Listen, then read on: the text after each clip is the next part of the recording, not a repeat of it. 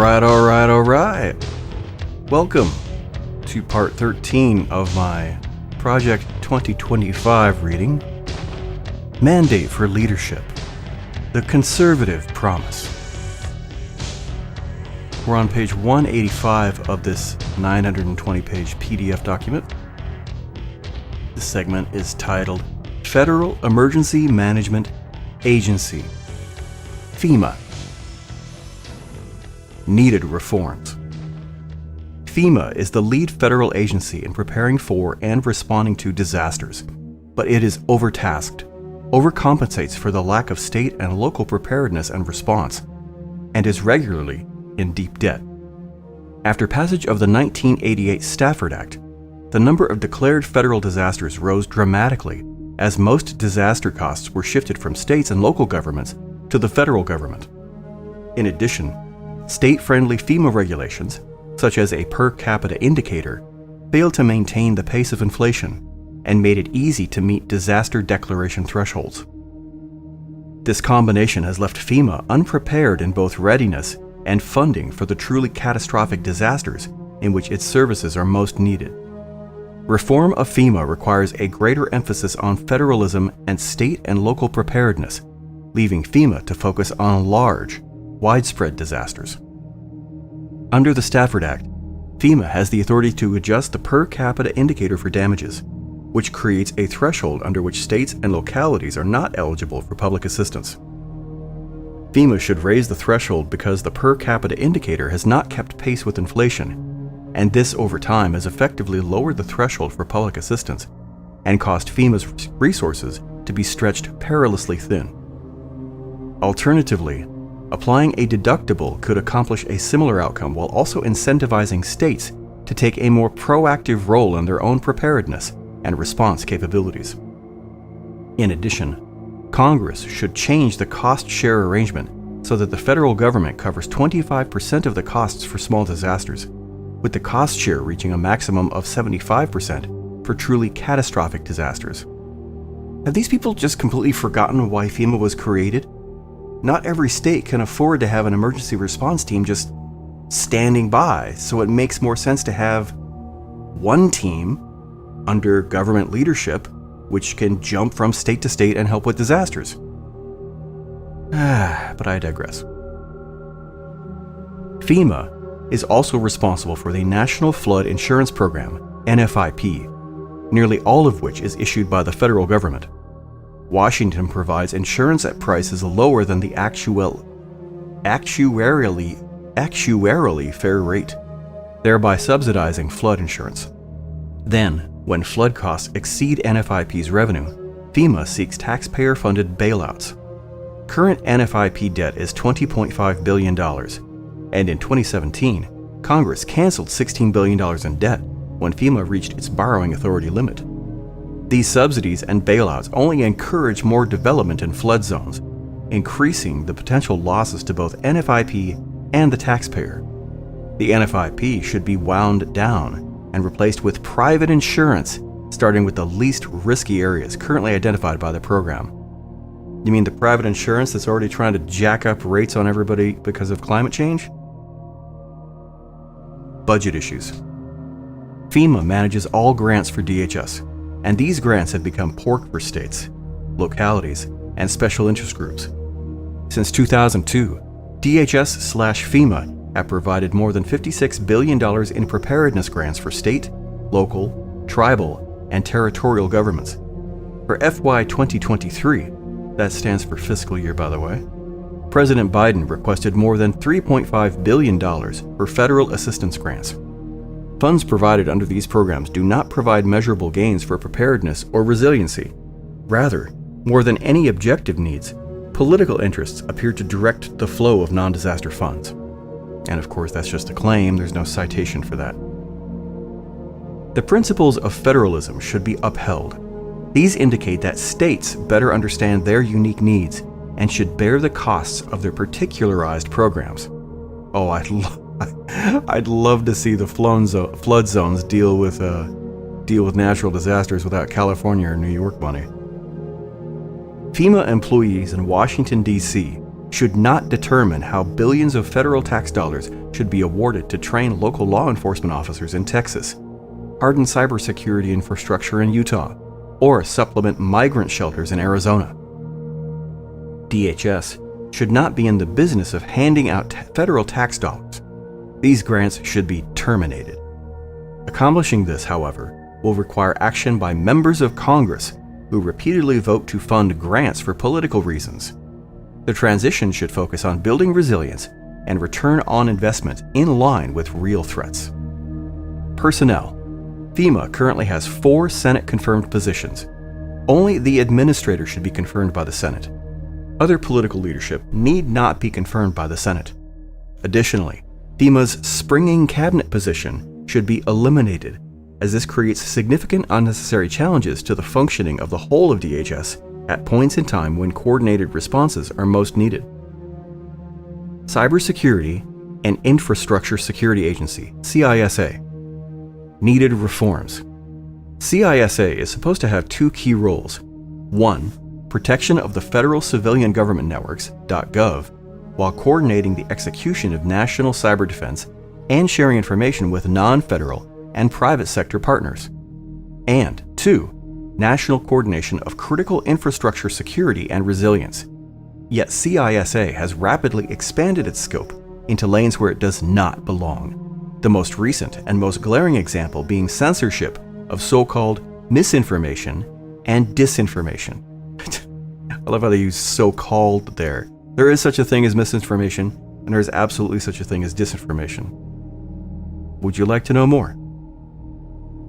CISA's funding and resources should align narrowly with the foregoing 2 mission requirements. The component's emergency communications and chemical facility anti-terrorism standards, CFATS, roles should be moved to FEMA. Its school security functions should be transferred to state homeland security offices, and CISA should refrain from duplicating cybersecurity functions done elsewhere at the Department of Defense, FBI, National Security Agency, and U.S. Secret Service. Of the utmost urgency is immediately ending CISA's counter-mis/disinformation efforts. The federal government cannot be the arbiter of truth. CISA began this work because of alleged Russian misinformation in the 2016 election, which in fact turned out to be a Clinton campaign dirty trick that is patently untrue. They're making a completely false claim there. The intelligence community, including the NSA or DoD, should counter foreign actors. At the time of this writing, release of the Twitter files has demonstrated that CISA has devolved into an unconstitutional censoring and election engineering apparatus of the political left capitalized. In any event, the entirety of the CISA Cybersecurity Advisory Committee should be dismissed on day 1. For election security, CISA should help states and localities assess whether they have good cyber hygiene in their hardware and software in preparation for an election, but nothing more. This is of value to smaller localities, particularly by flagging who is attacking their websites. CISA should not be significantly involved closer to an election, nor should it participate in messaging or propaganda. U.S. Coast Guard, USCG. Needed reforms. The U.S. Coast Guard fleet should be sized to the needs of great power competition, specifically focusing efforts and investment on protecting U.S. waters, all while seeking to find, where feasible, more economical ways to perform USCG missions. The scope of the Coast Guard's mission needs to be focused on protecting U.S. resources and interests in its home waters, specifically its exclusive economic zone, 200 miles from shore. USCG's budget should address the growing demand for it to address the increasing threat from the Chinese fishing fleet in home waters, as well as narcotics and migrant flows in the Caribbean and Eastern Pacific. Doing this will require reversing years of shortfalls in shipbuilding, maintenance, and upgrades of shore facilities, as well as seeking more cost-effective ship and facility designs. In wartime, the USCG supports the Navy, but it has limited capability and capacity to support wartime missions outside home waters. New policies.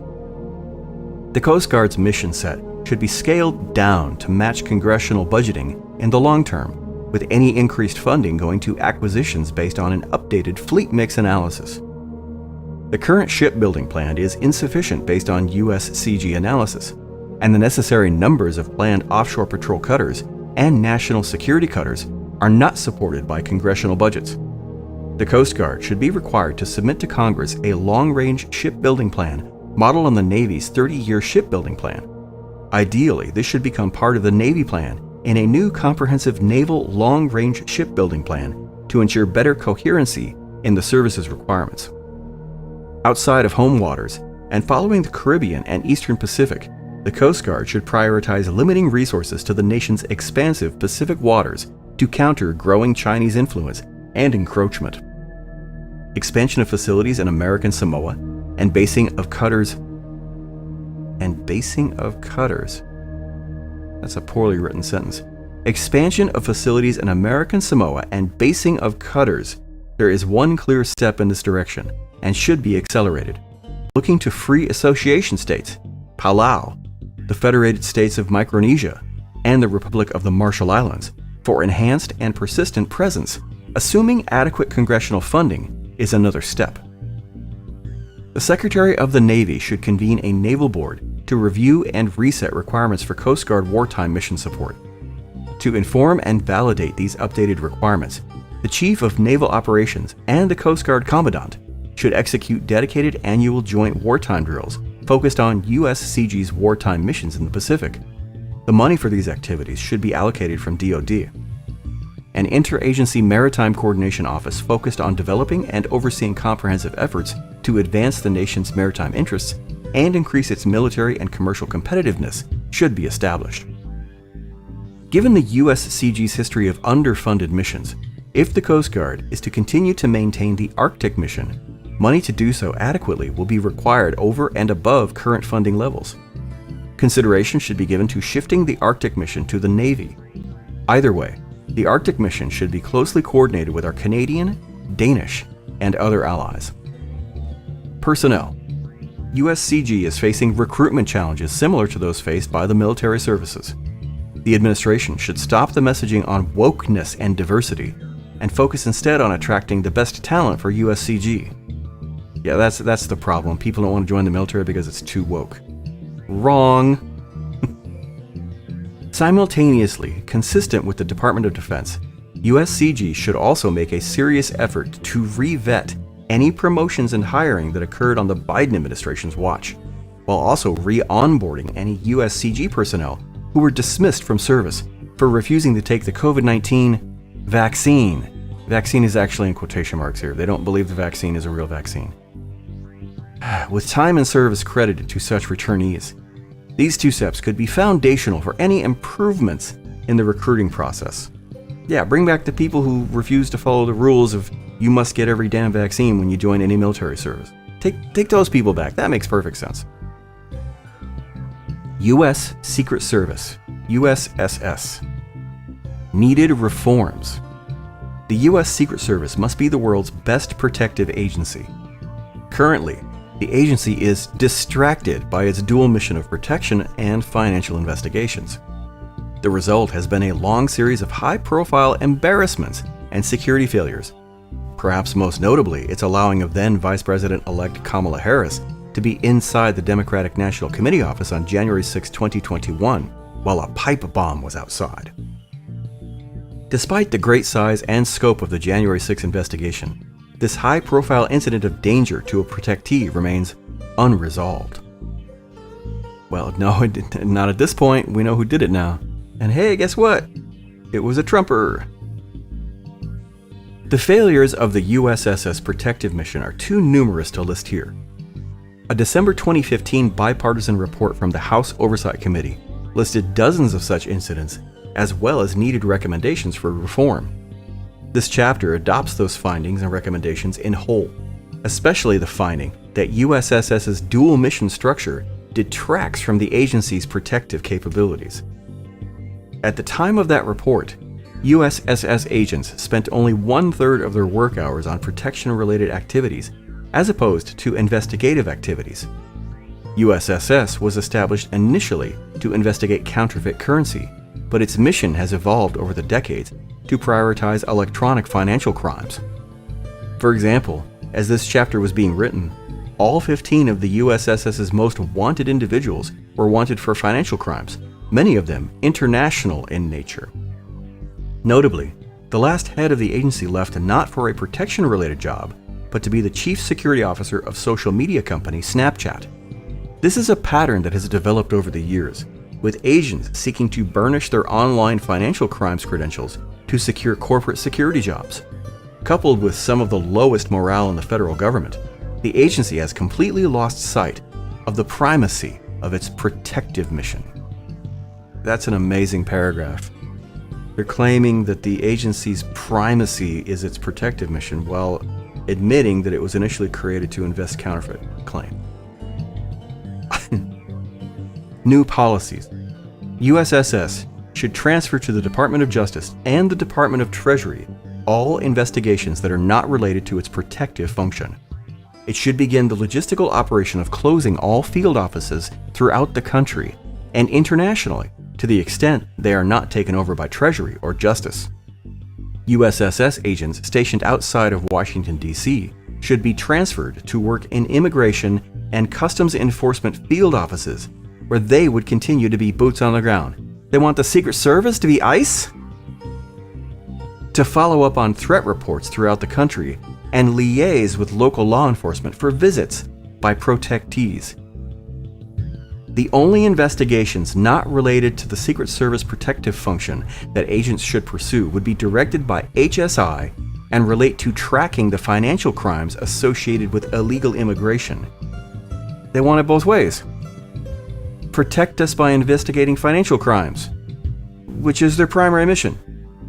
This should include tracing remittances, any funds that are used to pay coyotes or the cartels, and payments by businesses to illegal aliens and all other crimes associated with illegal immigration. USSS should keep visitor logs for all facilities where the president works or resides. The Biden administration has evaded such transparency, with President Biden spending a historic amount of time for a president at his Delaware residence. This has left the American people in the dark as to who is influencing the highest levels of their own government. Meanwhile, as of this reading, Trump has spent approximately 23% of his current term, not his previous term, his current term in office at a golf course where he's being visited by any number of people we don't know. Budget.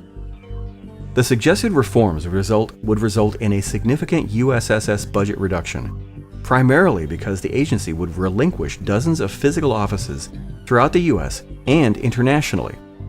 Some amount of savings should be used to fix the personnel problems and for recruitment initiatives aimed at individuals who are inclined to join a protection-focused agency. Personnel. As documented extensively in the above-referenced 2015 bipartisan congressional report, low morale and high turnover are key drivers of Secret Service problems. With their mission focused on protection, agents would no longer spend the bulk of their time developing unrelated skill sets. Instead, agents could hone their protection skills and pursue a protection career path in the agency, rather than quickly leaving USSS for high-paying corporate security jobs. The Uniform Division, UD, of USSS requires a significant staffing increase. As documented in the bipartisan report, understaffing results in unpredictable and long hours, which in turn result in high turnover, which only compounds the problem. Another key issue is that UD officers lack the ability to enforce criminal laws outside the immediate vicinity of the White House, as the District of Columbia is a federal jurisdiction and currently is beholden to the trend of progressive pro-crime policies. Pro-crime policies, really? UD officers should enforce all applicable laws. The result would be to allow UD officers to gain more law enforcement experience, an attractive credential that would improve morale. Well, these last three segments have been pretty bad, haven't they? Badly written, zero research, nothing but accusations and half-truths. Oh boy, now we're on to Transportation Security and Administration, TSA.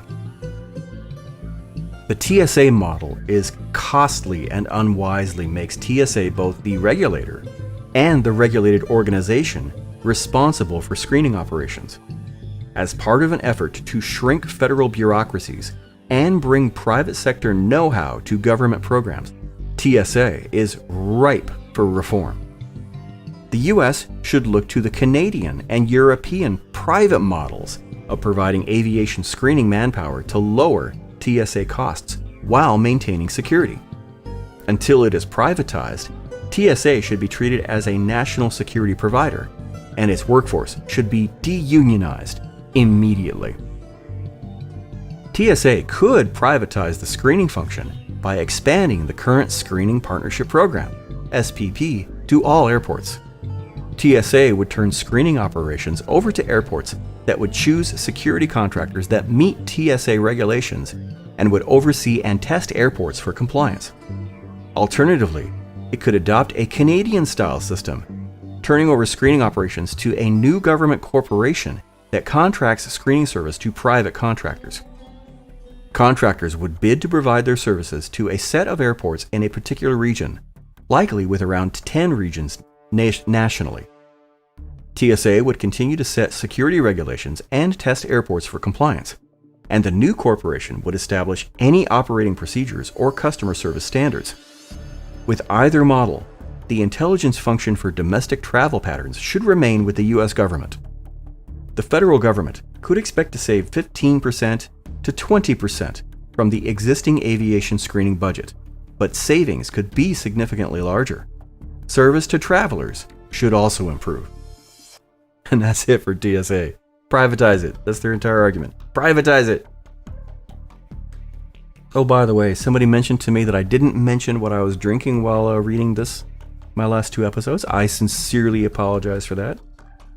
Today's concoction is 1 part gingerade kombucha, 2 parts Kentucky bourbon, Kentucky's best from Trader Joe's if you must know, and top it off with sparkling water.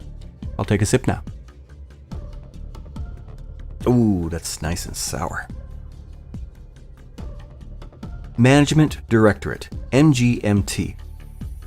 The Management Directorate is unnecessarily large because each individual component also maintains its own respective management office. Too much overlap and red tape exists between headquarters, HQ. They love their acronyms in this book. Too much overlap and red tape exists between headquarters and components with regard to such functions as hiring, information technology, and procurement. Moving forward, do you guys care if I read the acronyms or if I just say, like, it said USSS 100 times in the last section. Just say Secret Service? Is that okay? Good. I hear all of you saying yes. All of you are nodding yes. Every one of you.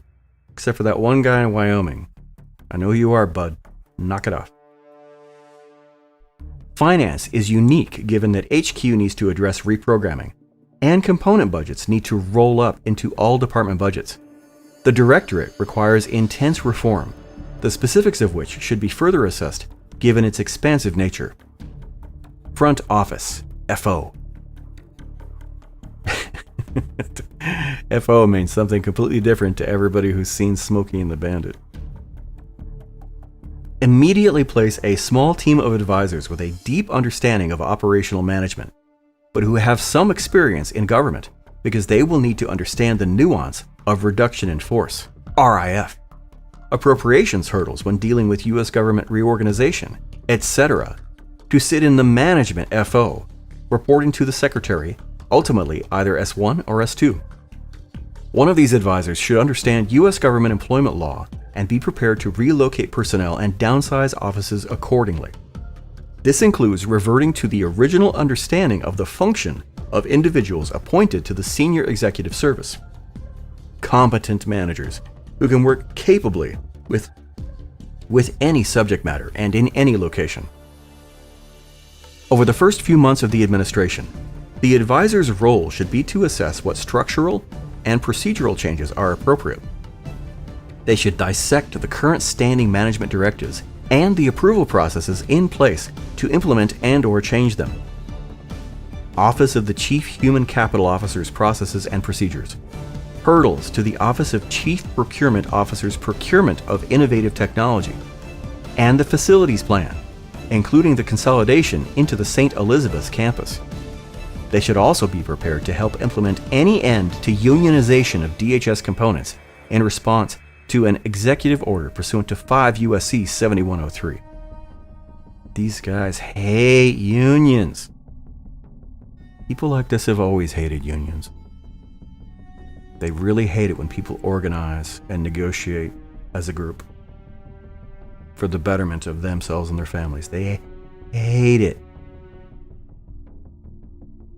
Office of the Chief Financial Officer, OCFO. DHS responsibilities to work with Congress have been split between the Office of Legislative Affairs, OLA, and OCFO. OLA deals with the authorizing committees on policy issues, and OCFO works with the appropriations committees on budget planning, execution, and reprogramming. This split creates communication and visibility issues within DHS and inconsistency in answers to Congress. This is an issue not only within the HQ model, but also throughout the components. Either appropriations personnel should be moved to OLA, and there should be a dotted line reporting structure to OCFO, or a policy that OLA personnel must be included on communications to Congress should be implemented. CC everybody. To avoid answer shopping by congressional staff, particularly appropriations staff, all budget communications from the OCFO, including from the CFO him/herself, should first be provided to the director of OLA to ensure consistency of information, messaging, and answers. When you identify an individual as CFO, do you really need to include him/herself? Is that necessary? This may be deemed awkward given that the OCFO is a Senate-confirmed position, but it is necessary to avoid inaccuracies and inconsistencies in messaging. Federal Protective Service, FPS. FPS needs federal agents to develop, share, and receive operational information and maintain direct contact with the Secretary in the midst of heightened threats. Before the summer 2020 civil unrest, positioning FPS under MGMT was justified, but given the current climate, 2023, they should not be reporting through MGMT. This may be especially problematic if a management directorate undersecretary lacking law enforcement or military experience is in place. Oh yeah, we don't have any of that. We don't have any people lacking law enforcement or military experience in a management position for law enforcement or military experience right now, do we? Sorry, starting that sentence over. This may be especially problematic if a management directorate undersecretary lacking law enforcement or military experience is in place when a situation like summer 2020 arises. FPS should report to the Secretary as other components, e.g. FLETC, do. I'll give you $1 if you remember what FLETC does. Post a message to me in the comments on YouTube. This would add little to the Secretary's current burden unless or until civil unrest arises, at which point reporting to the Secretary creates a direct line between the primary DHS decision maker, S1 or S2, and the FPS director. By the way, that $1 for FLETC applies to 5 people. I only got about $5 in budget right now. Regarding operational communication, there should be information sharing mandates, MOAs, which are applicable under specific circumstances where federal facilities are involved, between FPS and the U.S. Marshals, U.S. Park Police, and FBI. Agreements with U.S. Capitol Police and Supreme Court Police should also be considered, but it is noteworthy that those entities are jurisdictionally outside of the executive branch. Office of Strategy, Policy and Plans, PLCY. Why not OSPP? Anyway. Department level reforms. PLCY should perform a complete inventory, analysis, and reevaluation of the department's domestic terrorism lines of effort to ensure that they are consistent with the President's priorities, congressional authorization, and Americans' constitutional rights. PLCY should likewise do a complete inventory, analysis, and evaluation of any of the department's work, in coordination with social media outlets, to censor or otherwise change or affect Americans' speech. PLCY should comprehensively report on and publish this history in full so that the American people can know the facts. The department should remove all personnel who participated in any of this activity. The department has significant authority and budget to provide grants for various purposes. This effort is diffused across components and lacks central policy thought and coordination. PLCY should set a department-wide policy that establishes how granting choices are to be made and is consistent with the President's priorities. PLCY should clear all granting decisions to ensure that they are consistent with the new policy. PLCY-wide reforms. PLCY should work with Congress to streamline the department's reporting requirements. Because there has not been a departmental reauthorization bill, and these requirements have been added piecemeal over 2 decades, they significantly overlap and even conflict, wasting resources and distracting from the department's mission. PLCY should seek the elimination of the quadrennial Homeland Security Review. Issue Area Reform. PLCY should bolster its immigration statistics program and make it the one-stop shop for the timely production of all department immigration statistics and analysis. And with that, I'm going to end this session. Believe it or not, we only read 2-3 pages. We're on page 193 next of this PDF. The next heading will be started with a dissertation on the Office of Intelligence and Analysis, I&A, and there's an actual ampersand. I gotta say, the arguments, and that's in severe quotation marks in this section, are pretty bad. They're pretty weak. Pretty sure they wouldn't hold up in a court of law. Oh, and hey, here's an article I was just reading about how lawyers in the Trump White House are concerned about being prosecuted after the administration's out of power. Who'd have thunk it? This recording and all other recordings related to this Project 2025 reading are copyrighted by Douglas Wayne Ricketts. All rights reserved. Unless you agree with me that Project 2025 sucks, then please feel free to use as much of this reading as you want. Thanks for listening.